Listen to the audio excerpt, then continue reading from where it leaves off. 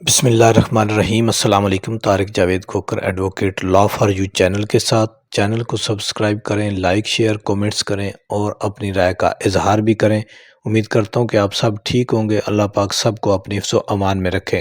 اس video میں ہم equity کے بارے میں بات کریں گے۔ لا اسٹوڈنٹس کے لیے بالخصوص اور عام آدمی کے لیے بالعموم یہ بات سمجھنے والی ہے کہ ایکوٹی قانون کے اندر ایکوٹی کا کیا کردار ہے، یہ کیا چیز ہوتی ہے۔ دیکھیں جی، اگر اس کی کوئی اسپیسیفک ڈیفینیشن دیکھیں تو کوئی ایسی نہیں ہے کہ جو بالکل ایک پیٹ اور 100% ہو۔ مختلف نے اس کی مختلف جو ہے قانون دانوں نے کی ہے۔ دیکھیں جی، اس کا اگر تھیم سمجھا جائے تو ایکچولی یہ فیئرنیس اینڈ جسٹس ہے۔ عام طور پر دیکھیں جی، قانون جو ہے وہ ریٹن ہوتا ہے، کسی بھی ملک کا تھوڑا حصہ یا زیادہ حصہ وہ ریٹن صورت میں ہوتا ہے مختلف چیزوں کا۔ اس کا ہم نے دوسری ویڈیوز میں پڑھا بھی ہے، لیکن بہت ساری چیزیں ہوتی ہیں جو عام طور پر رواج پا چکی ہوتی ہیں، لیکن وہ بھی بعد ازاں قانون کا ہی حصہ بن جاتی ہیں۔ اس کو ان کو سمجھا جاتا ہے کہ یہ بھی ایک قانون ہی ہے۔ اسی طرح ایکوٹی کا قانون جو ہے، یا یہ سمجھیں کہ یہ ایک فیلنگز ہے، یہ ایک محسوس کرنے والی چیز ہے، جس کی اگر ہسٹری میں جائیں تھوڑا سا دیکھیں تو جو برطانیہ کا، چونکہ ہمارے اندر جو ہے وہ برطانیہ کا ہی جو بیسک سورس ہے، مین سورس ہے قانون کا، وہ یہ ہے۔ تو وہاں پہ یہ ہوتا تھا کہ برطانیہ میں اگر اس کی ہسٹری میں جائیں تو وہاں پہ جو ریٹن قانون تھا وہ بہت کم تھا۔ عام طور پر کہا جاتا ہے کہ برطانیہ کا جو قانون ہے وہ جج میڈ قانون ہے، لیکن وہ بھی بڑا سخت تھا۔ اس کے ریٹن قانون جو اسمبلی نے پاس کیے ہوئے تھے، وہاں پہ جو حکمران ہیں ان کے پاس کردہ تھے، وہ بھی بڑے سخت تھے۔ تو ان حالات میں جو عام پبلک تھی وہ پھر جو سخت قوانین کا سامنا کرنے کی بجائے انہوں نے ایک درخواستیں دینا شروع کر دیں وہاں کی برطانیہ کی بادشاہ سلامت کو، وہاں کی کوئین کو۔ تو وہاں پہ اس کوئین ہاؤس نے یا بادشاہ کے ہاؤس نے ایک، آپ یہ سمجھیں سادہ الفاظ میں، کہ ایک افسر جو بادشاہی جو ایک وہ نظام کا افسر تھا، سینئر افسر، اس کو ایک چانسلر کو اس کام کے اوپر لگا دیا کہ وہ جو درخواستیں لوگوں کو آتے ہیں ان کو سنے۔ تو آہستہ آہستہ وہاں سے یہ رواج پا گیا کہ اس کو چانسلری کورٹ کہنا شروع کر دیا گیا۔ تو یہ کوئی باقاعدہ قانون میں لکھی پڑی عدالتیں نہیں تھی، صرف یہ تھا کہ وہاں پہ لوگ، آپ یہ سمجھ لیں کہ ایک کوئی خاص قسم کا ریلیف لینے کے لیے جو رحم کے اوپر آپ یہ سمجھ لیں کہ ڈیپینڈ کرتا تھا، جو ایک ایکوٹی یعنی ایکول جسٹس اینڈ فیئرنیس، یعنی سب کے لیے جو ہے وہ بین ایکول برابر جو ہے وہ انصاف کا نظریہ پیش کرتا تھا۔ وہاں سے یعنی جو ایک آپ یہ سمجھ لیں کہ قانون کا جو سخت کلاڑا تھا، جزا اور سزا کا جو ایک سخت عمل تھا، اس سے بچا کر وہ دونوں پارٹیز کو برابر کی سطح پر دیکھ کے ان کو ریلیف فراہم کیا جاتا تھا وہاں سے۔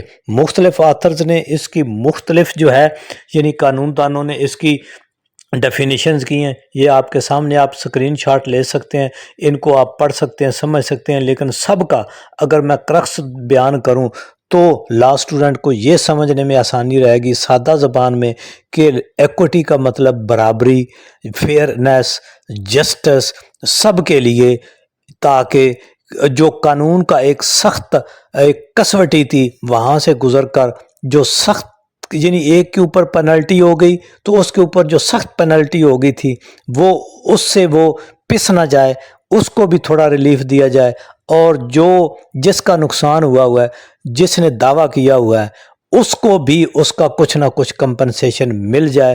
یہ اس کا اگر میں کرکس نکالوں تو اس ایکوٹی کی یا چانسلری کورٹس کا جو مقصد تھا وہ یہ تھا۔ اس کی میں آپ کو ایک اگر سادہ سی سمپل سی مثال دے دوں جو عام آدمی جو سمجھتا ہے، جو اسٹوڈنٹس ہمارے سمجھ سکتے ہیں، وہ یہ ہے کہ مثلاً جی کہ دو پارٹیز ہیں، ان کا زمین کا کوئی معاملہ آ گیا، درخت لگے ہوئے تھے، ان کا بننا ساجھا تھا، مشترکہ تھا، اس کے اوپر کچھ درخت لگے ہوئے تھے۔ اب قانون کیا کہتا ہے؟ قانون یہ کہتا ہے کہ جس کی زمین میں درخت آ جائے گا وہ درخت اس کا ہے۔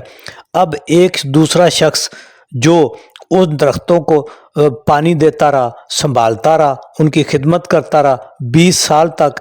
20 سال میں درخت بڑے بڑے درخت بن گئے۔ اب جب وہ کاٹنے لگا ان کو، تو ساتھ والا جو زمین والا تھا وہ آ گیا، اس نے کہا نہیں بھی اس کی پیمائش کر کے آپ ان کو کاٹ سکتے ہیں۔ جب انہوں نے پیمائش کی گئی تو وہ اس دوسرے کی زمین میں آ گئی، یعنی 20 سال جو ان کی خدمت کرتا رہا اس کے زمین میں نہیں آئی، دوسرے کی زمین میں وہ بننا آ گیا، اور وہ درخت اب قانون کیا کہتا ہے؟ قانون کہتا ہے کہ یہ سارے 10 کے 10 درخت اس کے ہیں جس کی زمین میں ہیں۔